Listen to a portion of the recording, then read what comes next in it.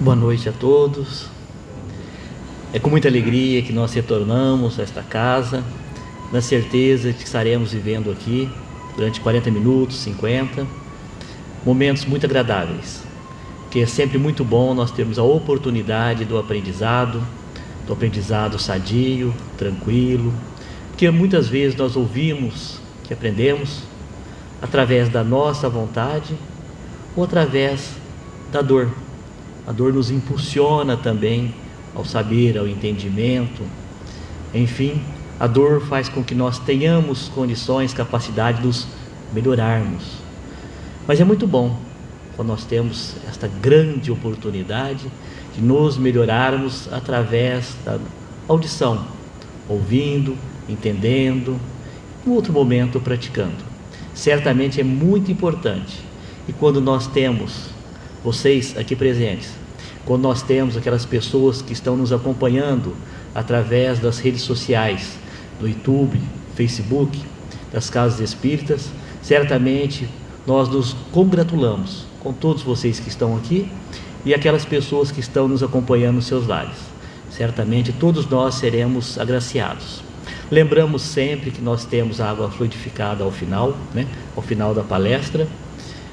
Hoje o Paulinho estará nos falando, depois o Dorvanil estará fazendo a oração final e neste momento estaremos trabalhando ali com a água fluidificada através da espiritualidade amiga que nos acompanha.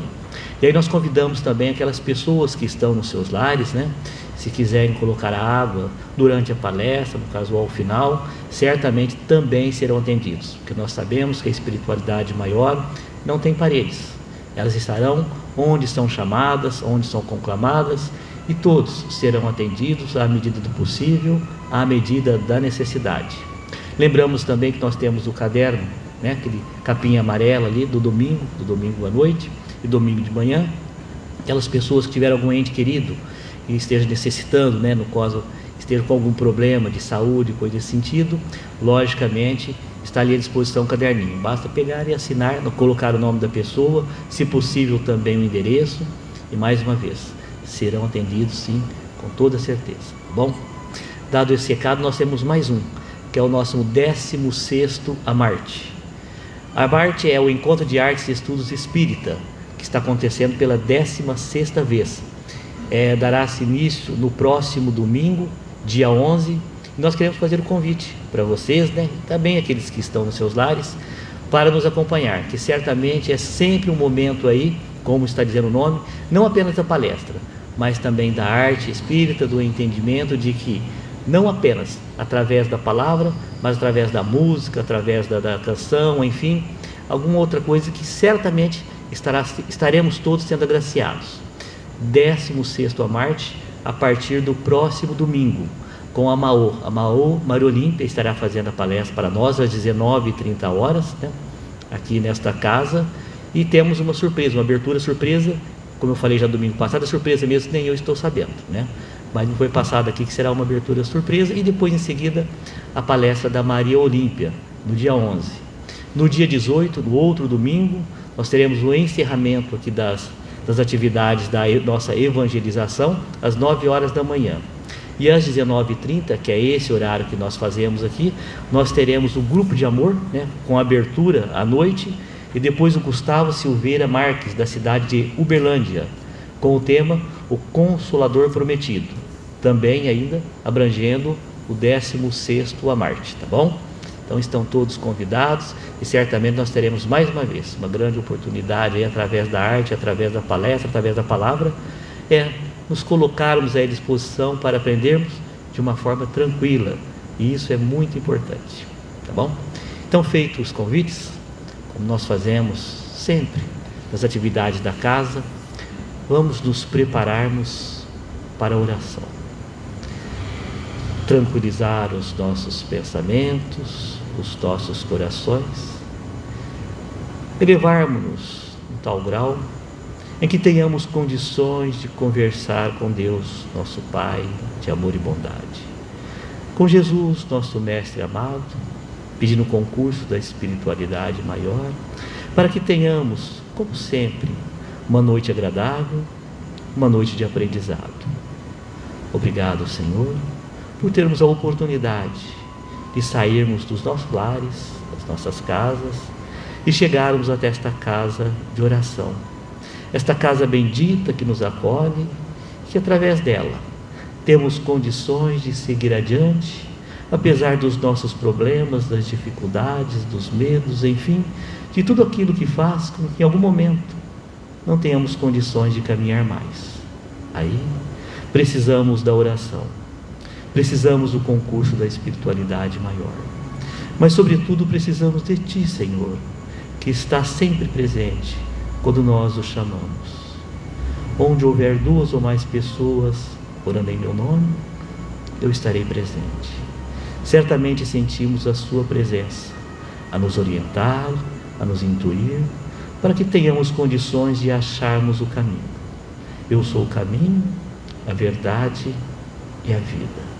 O caminho nós sabemos que todos nós temos que trilhar. A verdade nós ainda estamos descobrindo. E a vida é essa que nós temos neste momento. Estamos vivenciando a cada ato nosso e certamente daquilo que nós fizermos agora, estaremos colhendo futuramente. Que tenhamos condições de colhermos bons frutos, porque nós sabemos que essa nossa vida do presente não é a verdadeira, é apenas uma passagem. A verdadeira vida está na eternidade. E como nós sabemos que estaremos sempre vivos, independente de onde estivermos, é importante, Senhor, que tenhamos em mente que a Sua presença entre nós estará sempre. Por isso nós te pedimos, esteja conosco hoje, agora, neste momento de oração, de tranquilidade, mas principalmente nos momentos de dificuldades, de dúvida e de desespero, Senhor. Esteja conosco, hoje e sempre, que assim seja. Então nós convidamos o Paulinho para nos brindar na noite de hoje, Paulinho. Obrigado.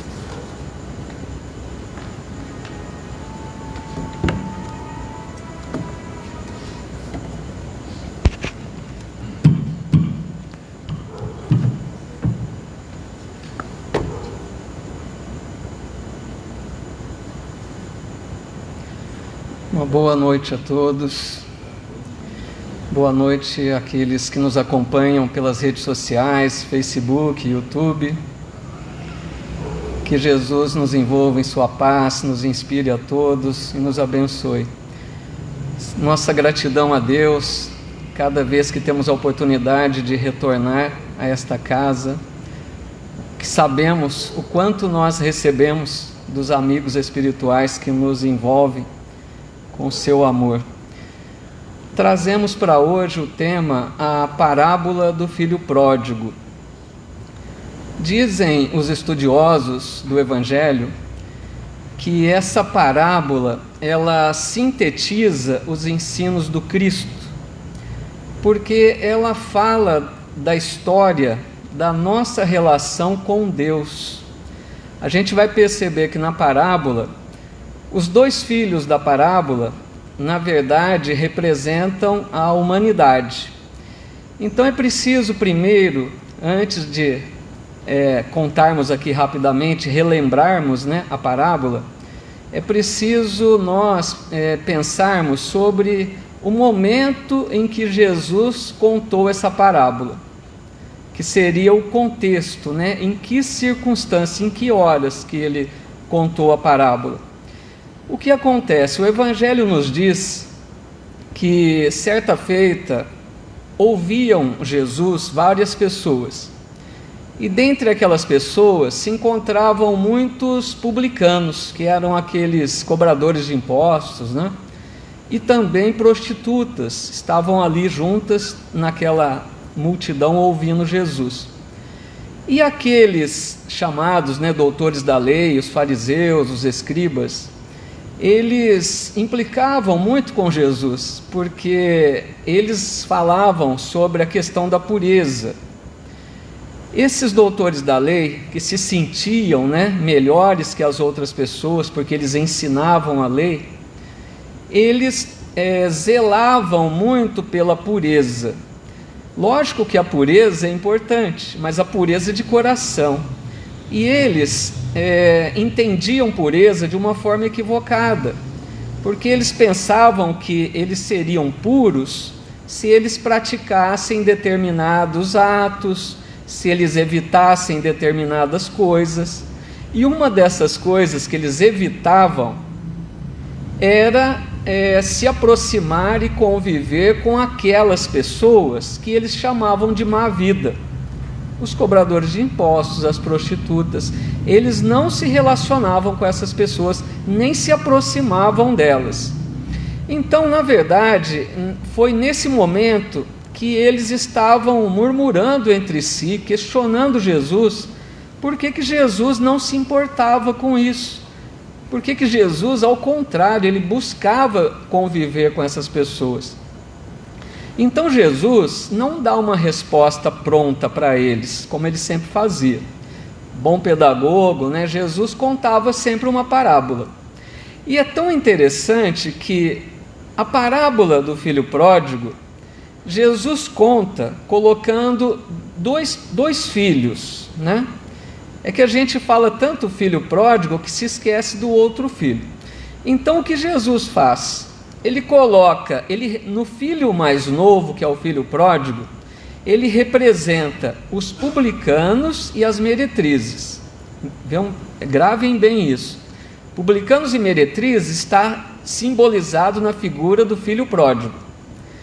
E os doutores da lei, que eram aqueles que questionavam Jesus, está simbolizado na figura do filho mais velho. Então é essa questão que nós vamos guardar para raciocinar aqui na hora que relembrarmos a parábola. Diz então o Evangelho que um homem tinha 2 filhos. O mais moço pediu ao pai a parte da fazenda, da herança, né? Que ele queria já a parte dele. O pai atende o pedido do filho, reparte o valor lá da fazenda e dá a parte do filho mais jovem. Esse filho deixa a casa do pai e vai para terras distantes. E diz o Evangelho que ele gasta todo o dinheiro dissolutamente. Quer dizer o quê? De forma desregrada, né? De forma libertina até. E aí o que acontece? Naquela região que ele estava, houve uma grande fome. E esse filho mais novo começou a passar necessidade, porque ele havia gastado tudo. Ele não tinha recursos mais. Ele começa a passar fome, então ele procura um meio de sobreviver. E ele encontra um único emprego para apacentar porcos. Vejam bem. E aí esse filho, além de cuidar dos porcos, ele comia a comida dos porcos. Aí diz o Evangelho que certo dia esse jovem, caindo em si, ele pensou: quantos trabalhadores que meu pai tem na fazenda, que comem de forma boa, do bom e do melhor, tem abrigo, tem um lugar para morar confortável. E ele pensou: e eu aqui, passando fome, comendo comida de porcos? Ele pensou consigo mesmo: eu vou voltar para minha casa, mas eu vou dizer ao meu pai que eu não quero mais ser aceito como filho, porque eu errei. Ele reconhecia o erro e queria voltar como servo do pai, como um trabalhador. E o Evangelho diz que ele se levantou e foi para a casa do pai.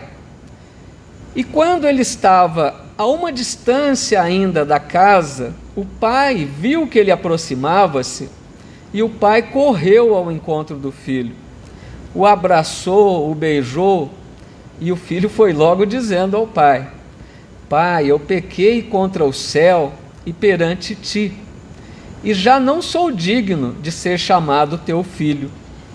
Mas o que o pai faz?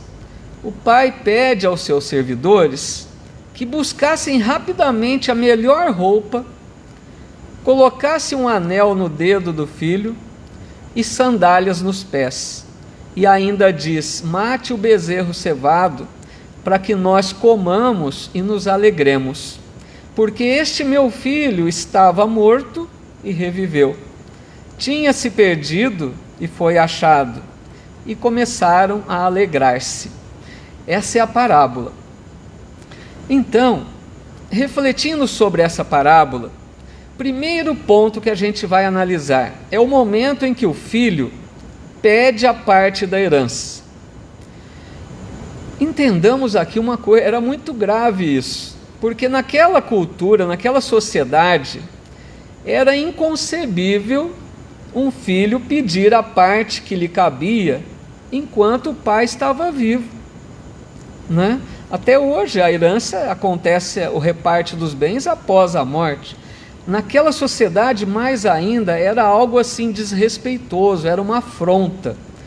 Era como se ele desejasse a morte do pai, a hora que ele pede essa parte da herança. E aqui, lembremos que Jesus está falando dos publicanos e das meretrizes, como a figura do filho pródigo. Por quê? Porque esses chamados de má vida eram aquelas pessoas que no primeiro momento erraram muito. Eles, com as suas atitudes infelizes, com as suas más escolhas, né? Com os seus erros, eles simbolicamente se afastaram da casa do Pai. Vejam como faz sentido. Quando a pessoa, pelo seu livre-arbítrio, escolhe mal, toma posturas equivocadas, ela se distancia de Deus, que era o Pai. E nós podemos pensar em nós. Vamos trazer sempre essa parábola para a nossa realidade. Será que muitas vezes nós não estamos, na condição de filho pródigo? Naquela questão que nós muitas vezes rompemos com Deus. Porque não é Deus que se afasta de nós, somos nós que nos afastamos dele. Nós simbolicamente deixamos a casa do Pai. Vamos agir de forma equivocada pelas nossas escolhas, esse que é o detalhe, né? A gente busca o quê? Os atrativos do mundo, os prazeres, damos vazão às nossas vaidades, os nossos apegos, tudo aquilo que nos leva aos prazeres, às alegrias da vida. Então, muitas vezes, nossas atitudes são infelizes e a gente se afasta da casa do Pai. Depois, o pai atende o pedido do filho. Vejam bem, não era o esperado. Naquela sociedade, naquela cultura, pai nenhum iria atender um pedido desse do filho. E esse pai atende sem reclamar, sem se revoltar. Foi um pai assim muito compreensivo, muito amoroso. Porque esse pai, ele poderia deserdar o filho, podia expulsá-lo de casa. Essa era a atitude que seria comum naquela condição da época, Mas o que esse pai faz? Ele respeita a escolha do filho. O filho pediu, ele atende. Aqui a gente já começa a perceber que Jesus está sinalizando que aquele pai da parábola está representando Deus. Porque Deus, vejam bem, Deus respeita nossas escolhas, não é? Deus nos concede livre-arbítrio para a gente fazer escolhas. Mesmo que a gente escolha algo ruim, mesmo que nós escolhamos fazer o mal, Deus respeita. Deus permite que a gente assim faça. Então aquele pai da parábola está representando Deus, porque aquele pai aceitou o pedido do filho na intenção de levar o filho a aprender com as más escolhas, aprender com o erro. Então Deus nos deixa aprender com as nossas más escolhas também. Porque nós erramos. Quando a gente erra, vai chegar um momento que a gente se arrepende, que a gente tira lições dos erros. Então Deus não tem pressa. Essa frase é muito certa. Deus espera o nosso tempo. E aí o que aconteceu? O filho gastou todo o dinheiro. O que acontece? Enquanto ele gastava, enquanto ele estava de posse da herança, da parte que lhe coube, ele estava feliz. A vida dele estava ótima na visão dele, porque ele estava desfrutando, aproveitando daquilo que os bens poderiam oferecer a ele, né? De alegrias, de prazeres. Mas a hora que ele gasta tudo, começa o seu sofrimento. Por quê? Ele começou a passar fome. E o emprego que ele arrumou, cuidar de porcos. Lembremos que o porco era considerado um animal imundo.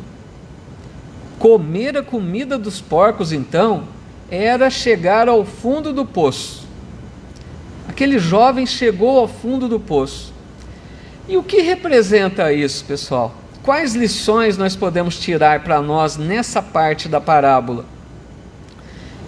Que nós também, muitas vezes, a exemplo do filho pródigo, desperdiçamos oportunidades na vida.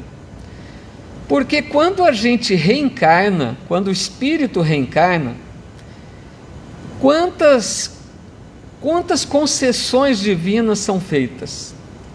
Quanto que a misericórdia de Deus nos favorece para voltar à carne?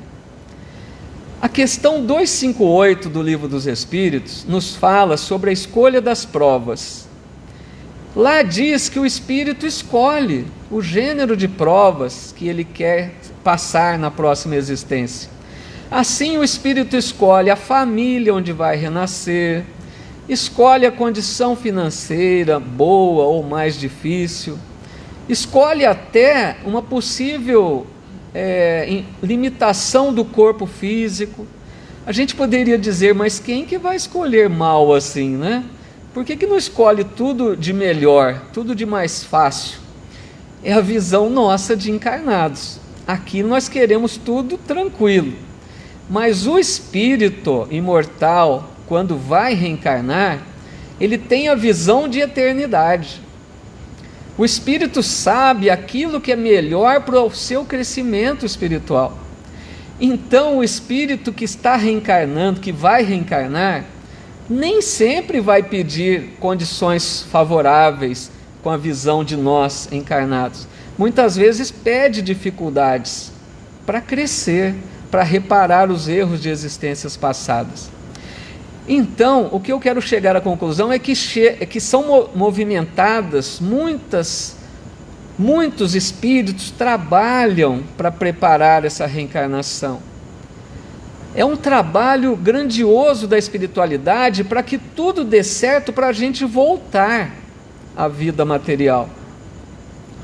E quando tudo está pronto, tudo de acordo, tudo planejado, tudo pronto, a gente, quando aqui está e nos esquecemos daquilo que prometemos e que planejamos, muitas vezes nós saímos fora daquilo que foi planejado. Aí a gente desperdiça todas as oportunidades que Deus concedeu, que iriam nos favorecer a crescer espiritualmente. É como se fosse esse filho pródigo, que gastou o dinheiro. Esse gastar a herança é um simbolismo para nós, que desperdiçamos, que esbanjamos, né, das oportunidades. E qual é a consequência? Entra em vigor a lei de causa e efeito. Uma das leis de Deus criadas para a nossa felicidade, como diz a questão 614. As leis de Deus são feitas para a nossa felicidade, porque Deus nos ama. Porque muitos poderiam pensar, mas a lei de causa e efeito traz as nossas ações de volta, nos faz passar pelas dores, pelo sofrimento. Sim, são as expiações, porque Deus nos ama. Porque imaginem se a gente continuasse errando sem ter algo que nos impedisse de continuar errando. Até quando? Até onde chegaríamos? Seria perturbador. Então a lei de causa e efeito, ela nos cobra a consequência dos nossos atos, porque expiação é sofrer a consequência do mal praticado. Quando a gente volta, então, trazendo os resgates do passado, a gente vai passar muitas vezes pelas dores na vida, pelas vicissitudes, mas isso para o nosso bem. Foi o que aconteceu com aquele jovem. Gastou tudo, começou a passar fome. E a hora que ele passou fome, foi que ele aprendeu, que ele caiu em si. Por isso que o Evangelho diz, caindo em si, aquele jovem pensou, por que eu estou aqui se todos os empregados do meu pai estão em melhores condições que eu? Ele teve esse momento de despertar da consciência. E aqui eu me lembro uma fala de Paulo de Tarso, numa de suas cartas aos Efésios, e ele diz assim: desperta, ó tu que dormes, levanta-te dentre os mortos, e o Cristo te esclarecerá. É muito bela essa frase, porque todos nós, é tão bom quando a gente tem esse momento de despertar, porque às vezes a pessoa vai errando, vai agindo mal, vai levando aquela vida no erro, né? E às vezes não se dá conta que está agindo mal. A vida vai de mal a pior e a pessoa não percebe. Mas chega um momento que ele cai em si, desperta, percebe que está alguma coisa errada. Então foi aquele jovem, né, que pensou que era melhor voltar para casa.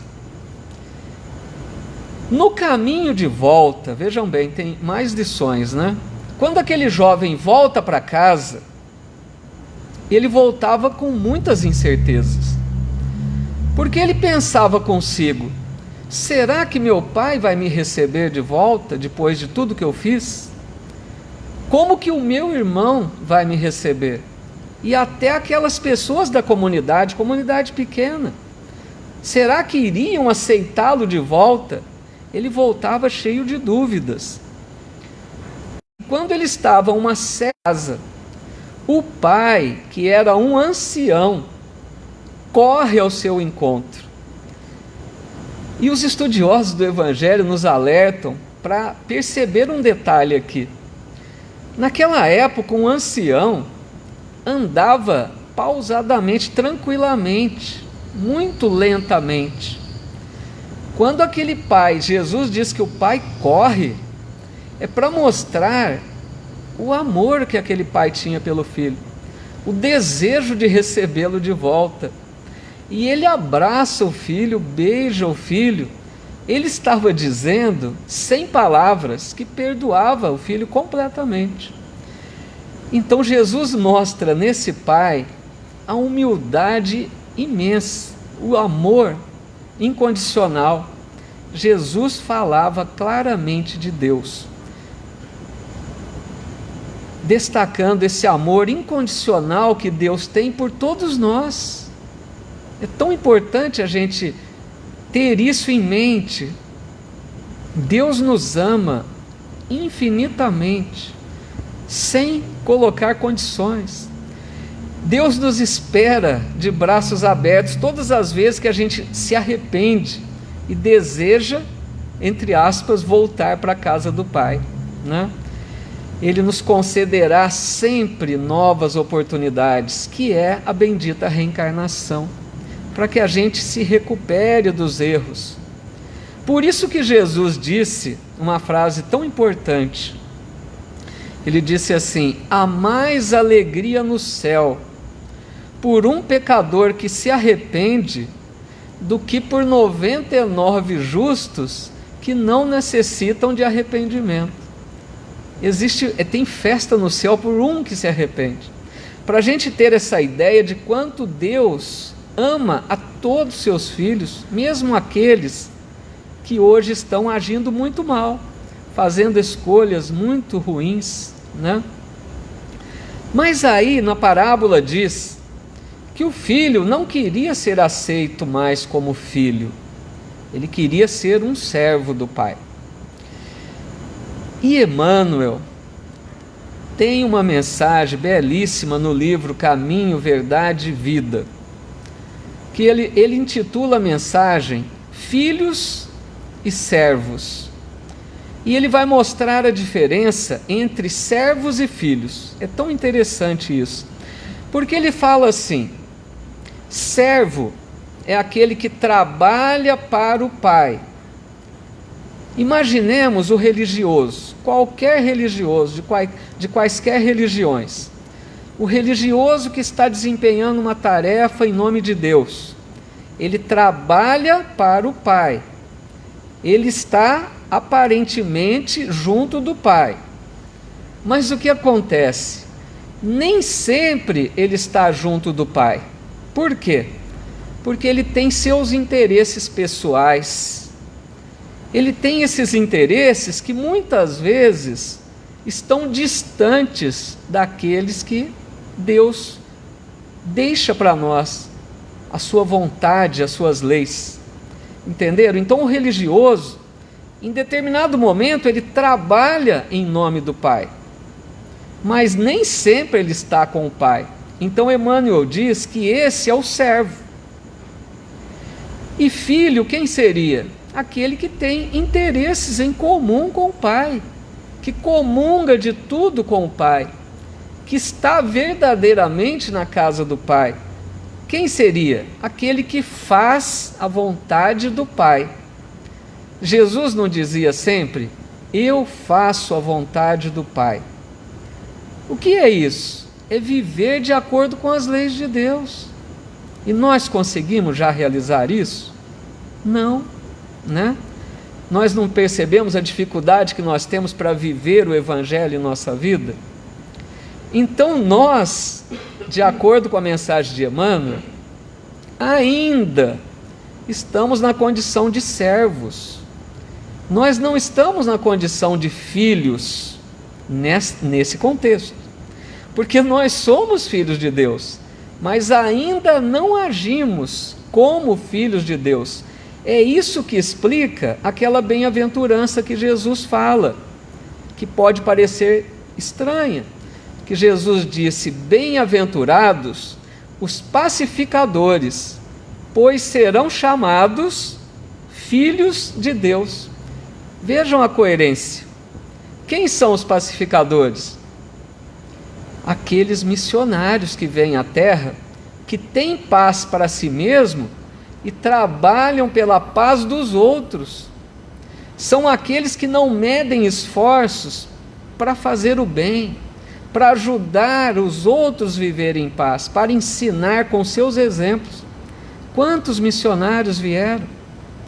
Então esses que já conseguem viver de acordo com as leis divinas são os filhos, que honram o título de filhos de Deus. E nós um dia também vamos chegar nessa condição, né? Bom, mas essa parábola, pessoal, também é conhecida como parábola dos dois filhos. Porque a gente fala muito parábola do filho pródigo, focando apenas no filho mais jovem. E o outro filho fica um pouco esquecido. O outro filho também tinha seus problemas. O filho jovem esbanjou, né? Desperdiçou, foi irresponsável. Mas o filho mais velho era egoísta. Por isso que os estudiosos dizem que esses filhos representam a humanidade. Os dois extremos, um no esbanjamento e o outro na avareza. Porque o irmão mais velho, quando ele retorna do campo que ele estava trabalhando, ele mostra a sua verdadeira personalidade, ele mostra suas imperfeições. Quando ele vai chegando, né, na casa e ouve aquela música, aquela festa, ele pergunta: o que está acontecendo? E o empregado do pai lhe diz: é o seu irmão que voltou, e seu pai está fazendo uma festa para recebê-lo. E esse irmão, então, fica revoltado. Ele mostra ali o seu egoísmo. Ele reclama com o pai. Porque ele diz ao pai que o pai nunca tinha lhe dado nenhum cabrito para festejar com seus amigos. Vejam só. Reclamando, sendo que ele tinha tudo que era do pai e era dele. Ele não apoia o pai, ele não se sente em harmonia com o pai. E ele assim não acolhe o irmão. Porque o pai recebeu o irmão com todo amor. Por que ele não se juntou ao pai para receber esse irmão também com esse carinho, né? E outro detalhe muito importante. Naquela cultura, o filho mais velho tinha uma responsabilidade grande. Se ele percebesse que o irmão mais jovem estava agindo mal, ele precisaria orientar. Ele tinha um papel de chamar a atenção do filho mais jovem. Era costumes da época. Ele então deveria ter intercedido naquele momento e conversado com aquele filho que ele estava agindo mal de pedir sua parte. Mas ele o que faz foi omisso. Ele percebeu interesses que o irmão se afastasse de casa, para que ficasse tudo para ele, né? Que ele ficasse na posse de todos os bens juntos do pai. Então Jesus representa esse filho mais velho na figura dos fariseus e escribas, que são aqueles que aparentemente estão na casa do pai, porque os fariseus e escribas, eles eram os religiosos, ensinavam a lei, né? Ensinavam as pessoas sobre a lei de Deus. Mas eles viviam de aparência, esses doutores da lei. Eles se achavam muito, né, melhores. Na verdade, eles viviam de aparência. Eles eram também egoístas e orgulhosos. E Jesus diz uma frase que é marcante quando ele diz aos fariseus, a esses doutores da lei. Ele diz assim: em verdade vos digo, que os publicanos e as meretrizes vos precederão no reino dos céus. Olha só, eles que se achavam os melhores, que diziam que aqueles outros eram de má vida, Jesus diz a eles que aqueles chamados de má vida desenvolveriam em si mais rápido o reino dos céus do que esse. Eles estavam mais atrasados espiritualmente, na verdade.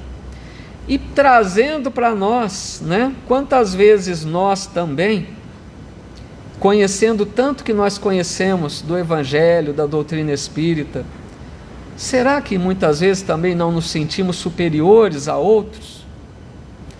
Outros que estão errando claramente, a gente não se sente às vezes melhor que o outro? A gente que aprendeu tanto, será que a gente faz plenamente a vontade do Pai? Será que a gente vive plenamente de acordo com as leis divinas? Porque muitas vezes é fácil perceber que nós não temos indulgência. Nós não toleramos às vezes a imperfeição do outro. Nós somos rigorosos com o outro. Nós não perdoamos. Foi o que fez aquele irmão mais velho. Nós julgamos demais. Então, no livro Pão Nosso, Emmanuel mais uma vez apresenta uma mensagem chamada Filhos Pródigos. E lendo só um trechinho da mensagem, ele diz assim: os filhos pródigos não respiram somente onde se encontra o dinheiro em abundância. Em toda parte vemos os dissipadores de bens, de saber, de tempo, de saúde, de oportunidades. Olha que interessante isso que Emmanuel diz. Ele está dizendo que a gente pode entender o filho pródigo que gastou, que esbanjou, em outros sentidos. Nós também esbanjamos várias coisas na vida. como ele disse, tempo, por exemplo. Todos nós temos algumas horas livres do dia, além das nossas responsabilidades diárias, não é? Todos temos. O que nós fazemos com as horas livres? É para se pensar, porque a gente vai empregar essas horas em alguma coisa, mesmo que seja para não fazer nada. Então Emmanuel está dizendo que a gente pode ser pródigo com relação ao tempo, de gastar o tempo de forma não útil aos interesses da alma. Porque às vezes a gente tem uma agenda lotada, muitos compromissos, mas tudo que está relacionado aos interesses da matéria. Não que não seja importante, é bom um lazer, um esporte, uma atividade, mas não poderíamos reservar uma horinha para aquilo que interessa à alma, ao espírito? Porque senão a gente desperdiça o tempo de forma muitas vezes ociosa, improdutiva. Ele diz também do saber. Quantos que têm uma inteligência brilhante e coloca essa inteligência a serviço do mal? A inteligência escrava do mal. É uma pessoa pródiga do saber. Porque todos nós temos talentos, potenciais diferentes. Por que não compartilharmos do pouco que nós temos com outros? Ajudarmos a outros naquilo que nós temos de bom. Pródigos também da saúde. Vejam bem, nosso corpo físico é muito importante. É o nosso instrumento de ação aqui na Terra. E será que nós cuidamos bem do corpo? Será que nós às vezes não desperdiçamos saúde com os excessos, com os vícios, com as atitudes infelizes, com os sentimentos em desequilíbrio? Nós desperdiçamos saúde e abreviamos a existência. E também, quantas vezes somos pródigos das oportunidades, todos os dias ao despertar aqui na Terra. Temos inúmeras oportunidades de sermos úteis. Jesus falou tanto que Ele veio para servir e não para ser servido. Que o maior no reino dos céus é o servo de todos. O que Ele queria ensinar? Que o caminho é servir, é ser útil ao semelhante, é não se fechar apenas em si mesmo. A hora que a gente descobre isso, é o caminho para nós crescermos espiritualmente. Então, às vezes, as oportunidades surgem e nós desperdiçamos. Então, vejam que interessante, né? A parábola fala do esbanjamento dos recursos financeiros.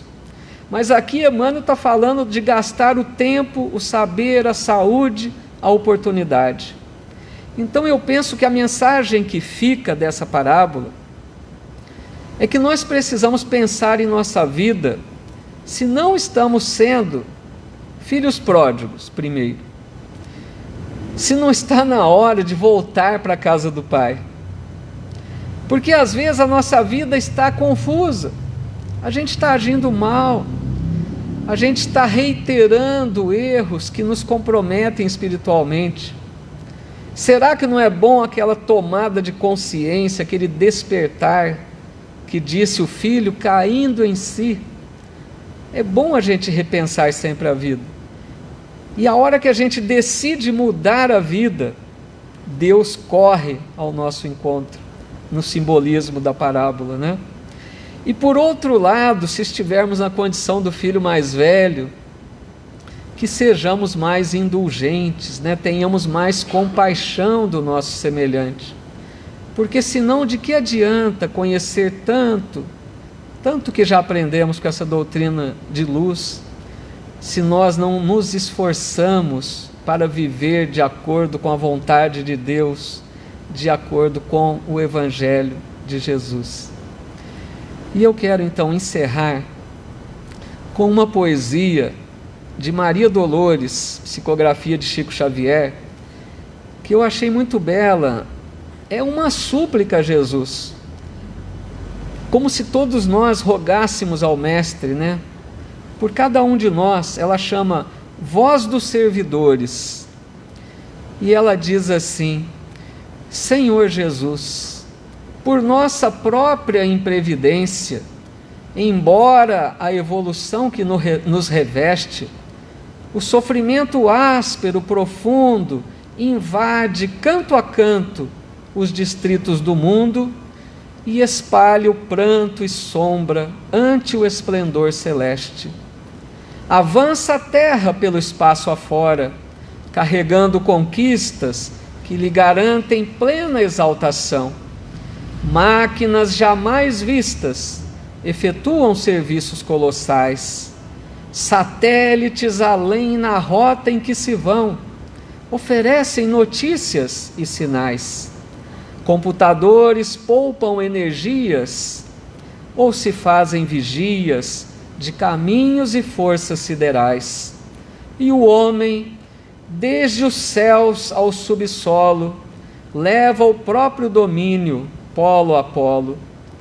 Entretanto, Senhor, em todos os lugares há quem se desconforte no imenso festival de riqueza e cultura, transportando consigo a vocação da morte, de coração cansado ante a vida insegura.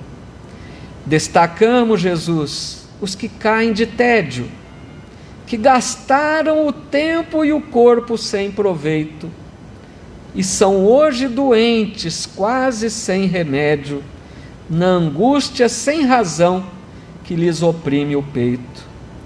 Falamos dos que morrem na saudade, dos corações queridos que partiram para a imortalidade e tateiam chorando ante a vida maior, vasos de cinza e pedra em derredor das lágrimas que vertem.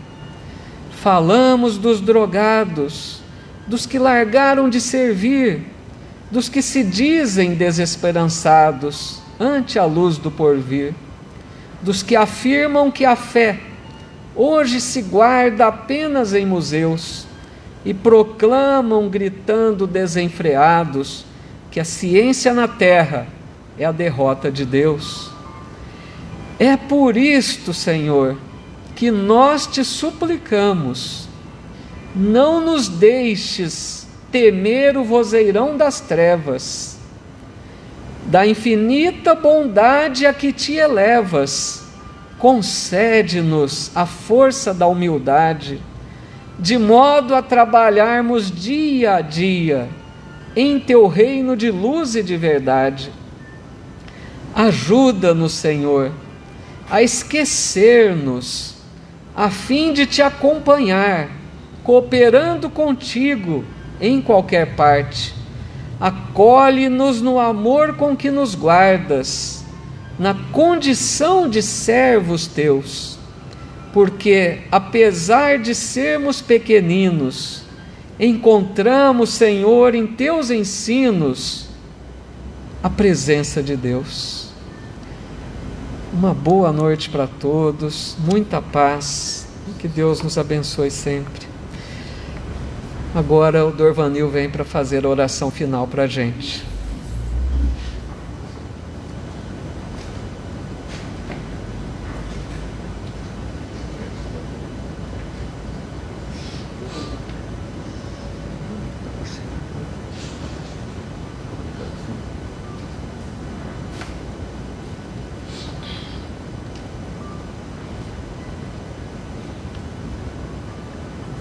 Queridos irmãos, neste momento em que nós estamos encerrando a nossa reunião da noite, da qual temos dito outras vezes que muitas pessoas, à maneira do pensamento do filho pródigo, creem que ir nas casas religiosas é perda de tempo. Muitas vezes pensam em ser fanatismo, porque veem a vida com outros olhos, com outros interesses, sem ter condição de distinguir o que é bem e o que é mal, mas que os interesses falam mais alto. A porta larga é mais chamativa e, portanto, espremer-se no comportamento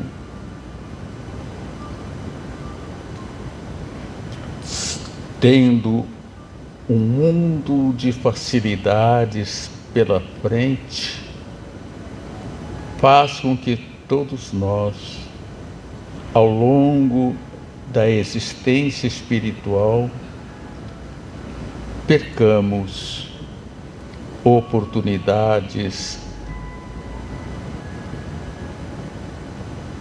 que trazem paz, tranquilidade para cada um de nós.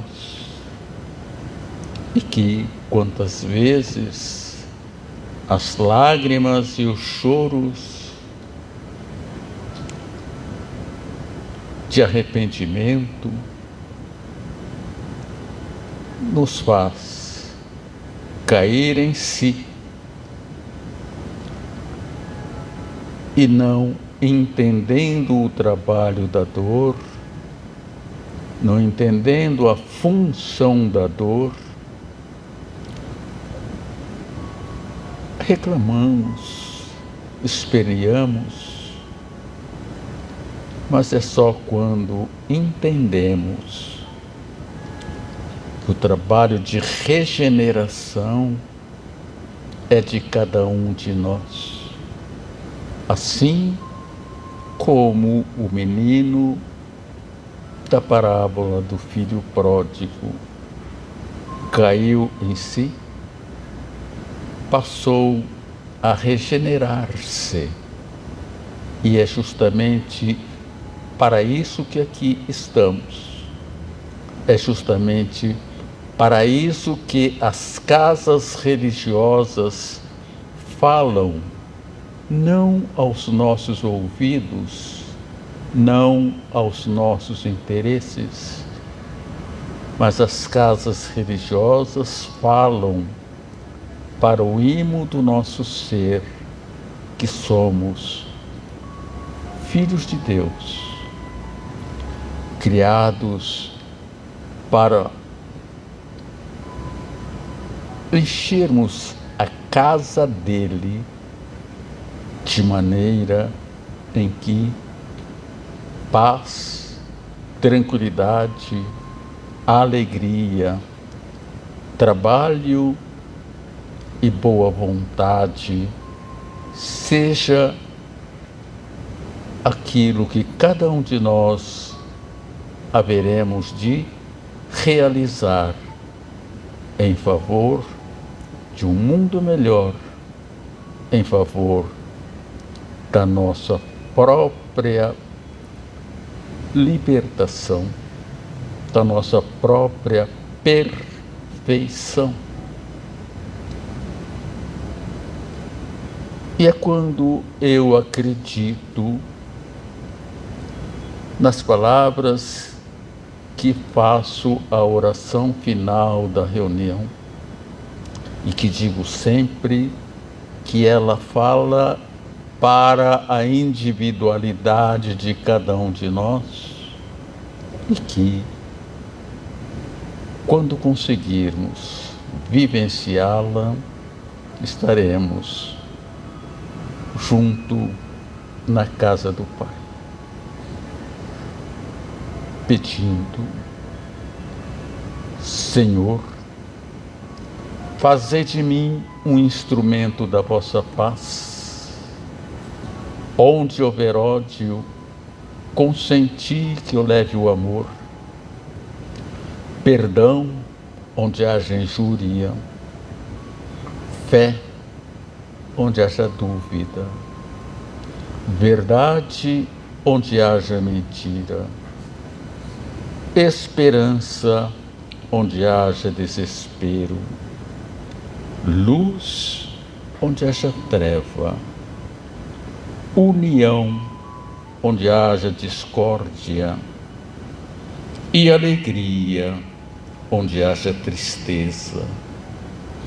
Ó Divino Mestre, permiti que eu não procure tanto ser consolado o quanto consolar, ser compreendido o quanto compreender, e ser amado o quanto amar, porque é dando que recebemos. Perdoando é que somos perdoados, e é morrendo que nascemos para a vida eterna. Obrigado, Senhor, que possamos ouvir no imo de nossa própria alma esta oração para o bem de nós mesmos, para o bem dos nossos irmãos. Boa noite a todos, muito obrigado.